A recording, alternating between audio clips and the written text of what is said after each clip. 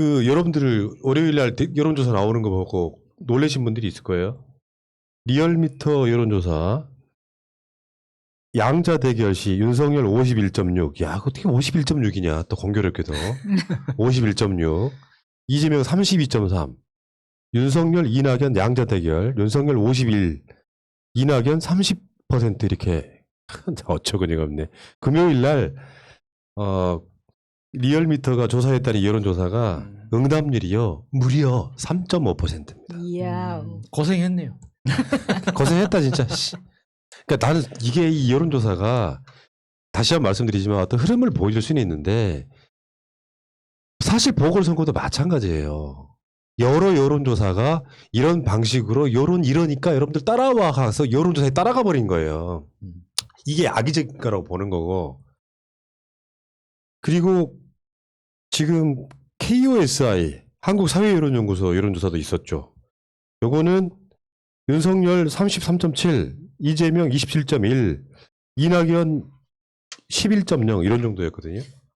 그리고 금요일날 나왔던 MBS 여론조사 보면 이재명 26, 윤석열 23, 이낙연 8 이런 건데 추세가 이렇게 만들어지다 보니까 윤석열이 대통령 되는 거 아니요? 그 윤석열을 지지하기에 주저함이 사라지는 상태. 대세, 주류가 되면 부끄러워하지 않고 지지하게 되는 상태. 이걸 난 노리는 거라고 보거든요. 저런 흐름이란 건 그런 거야. 지금 이야기하려고 하는 MBS 여론조사는 응답률이 27.9고 오늘 나온 리얼미터 여론조사는 응답률이 3.5%예요. 어떤 게 더 정확하겠습니까? 근데 50%를 넘어버렸어. 심지어 이게 무슨 박근혜 대선 당시에 당선 시점의 지지율 51.6도 아니고 뭔가 이상한 데자뷰가. 그러니까 이게 이낙연 대표가 이 여론조사 결과를 보면서 좀 많이 고민을 해야 된다고 생각해요. 그러니까 그 보궐선거 결과에 대해서 여러 가지 뭐 분석이 있었지만 이낙연 대표의 책임론에 대해서 이야기하는 전문가들은 또 한 사람도 없다는 게 굉장히 신기한 지점이었거든요. 예. 그런데 그 이야기하지 않음에도 불구하고 그러니까 이낙연 대표 스스로도 아무런 이야기하지 않고 있다는 자기 책임에 대해서 이야기하지 않는다는 것에 대해서 당원들이 심각하게 생각하고 있다는 게 드러난다고 봐요. 그러니까 이게 민주당 지지자들 중에서 이재명 지사 지지하는 게 51%가 넘는다고 하잖아요. 이게 시사하는 바가 굉장히 큰 거거든요. 50%가 넘었단 말이에요. 그러면 이낙연 대표의 그 리더십이라는 그 실체에 대해서 많은 당원들이 굉장히 큰 의심을 가지고 있다. 이것에 대해서 어떻게 해석을 할 것인가 스스로 좀 많이 고민하고 변화해야 되지 않을까 싶습니다. 예, 뭐 얘기가 이상한 쪽으로 새긴 샜는데 어찌됐건 윤석열 띄우기가 이제 본격화된 보궐선거가 끝났기 때문에 무려 51.6%의 지지율이 나오는. 근데 이게 또다시 말씀드리지만 여론조사로 끌고 가면서 대세를 만들어버리는 흐름이 있단 말이에요. 여기 우리가 넘어가면 안 되는 것이고. 저번에 한번 보여드리긴 했는데 다시 한번 보여드리겠습니다. NBS 27.3% 넘는 여론조사에 그 여론조사가 저는 현재로서는 가장 정확할 거라고 보는데 연령대별 지지율을 다시 한번 볼게요. 여기서는 이재명 26, 윤석열 23, 이낙연 8 나왔는데 다시 한번 보세요. 앞에 이재명, 윤석열, 이낙연 순으로 돼 있잖아. 18세에서 29세 이재명 1등, 30대 이재명 1등, 40대 이재명 1등, 50대 이재명 1등, 60대 윤석열 1등 이런 상황이란 말이죠. 최소한 우린 여기에 희망을 걸어야 돼요. 60대부터 문제네. 네, 그러니까 사실 새날의 스탠스가 이제 뭐 공정 이런 걸 떠나서 마음이 급해지기 시작한 거지. 이재명 띄우려고 급해진 게 아니라 윤석열이 양자 대결했는데 이재명보다 20%가 더 나와. 그럼 어떻게 해야 돼요? 우리만 마음이 급해지겠어요? 보통 사람들 보면. 그래도 윤석열을 이길 사람으로 급격히 썰리는 거야. 물론 이 MBS 여론조사에서는 이재명이 윤석열보다 3%가 높긴 합니다만 리얼미터 같은 응답률 3%짜리 여론조사 갖고 51.6%를 띄워버리면 우리들 입장에서는 오히려 이재명으로 썰리는 현상이 나타날 수밖에 없는 거예요. 소위 말하면 될 사람 밀어주자 분위기가 돼버린다고. 근데 여기서 리스크는 하나 있는 거죠. 윤석열의 리스크는 검증이 안 된 상태예요. 검찰총장인 것과 대선 후보인 것은 완전 천지 차이거든. 뭐 공부한다고 하긴 하는데 윤석열에 대해서 검증이라는 건 여러 가지로 이루어지는 거지. 토론에서의 검증, 하다못해 무슨 비리가 터져 나오는 것의 검증, 어떤 분야별 전문성의 검증, 수도 없이 많은 것들이 검증될 거라고 봅니다. 저 지지율은 유지되기가 좀 힘들다고 일단 보고. 네, 그 반대로 그 이재명 지사 같은 경우는 검증이라는 말을 하기에는 뭔가 부족할 만큼 심하게 달렸죠. 정말 탈수기에 넣고 한 수백 번은 돌린 것 같은데, 그런 면에서 보면은 앞으로 그 윤석열이라는 사람한테 걸려있는 리스크가 정말 우리가 지금 대한민국 정치 역사상 보기 드문 리스크일 거라고 봅니다. 이명박은 정말 가소로울 정도가 아닐까. 이명박은 그나마 다 돈 문제였잖아요.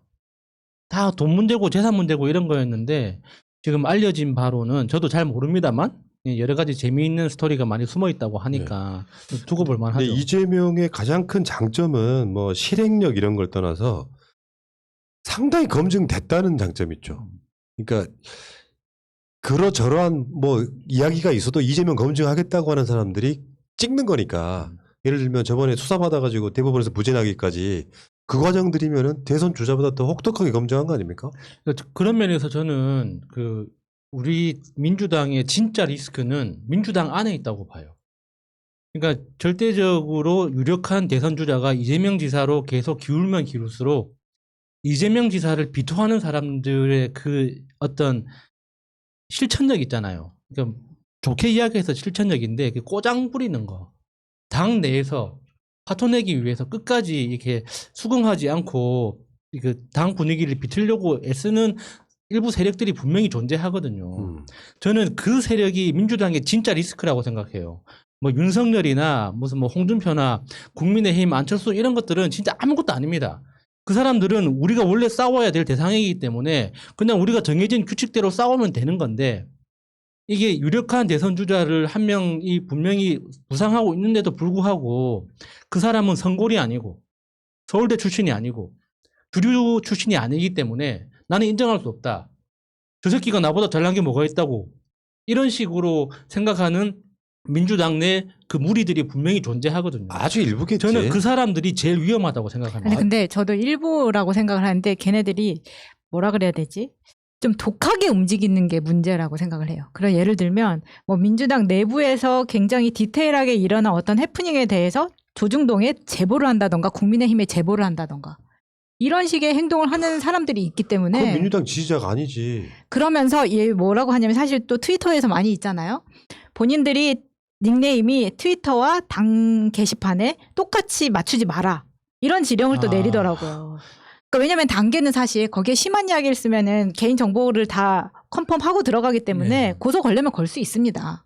그러니까 트위터랑 닉네임을 다르게 하라는 지령을 자기들끼리도 공유를 한다는 거죠. 이건 민주당 얘기든 그러면은 이제 저 윤석열 지금 얘기를 좀 우리가 하고 있잖아요. 근데 윤석열이 뭐 경작 공부를 하고 있다, 무슨 공부를 하고 있다 이런 얘기가 왜 나오는 걸까? 사실 뉴스거리가 아니잖아요. 아무 뉴스거리, 뉴스라는 건 뭐예요? 새로운 소식입니다. 그냥 이걸 우스갯소리로 우리가 듣고 넘어갈 것인가? 그러면 윤석열은 그동안 얼마나 공부를 안 했으면 공부를 한다는 게 새로운 소식이 되는 것이냐? 네, 뭐 이제 계란 후라이에 밥 먹었다 이것까지 나올 판이거든요.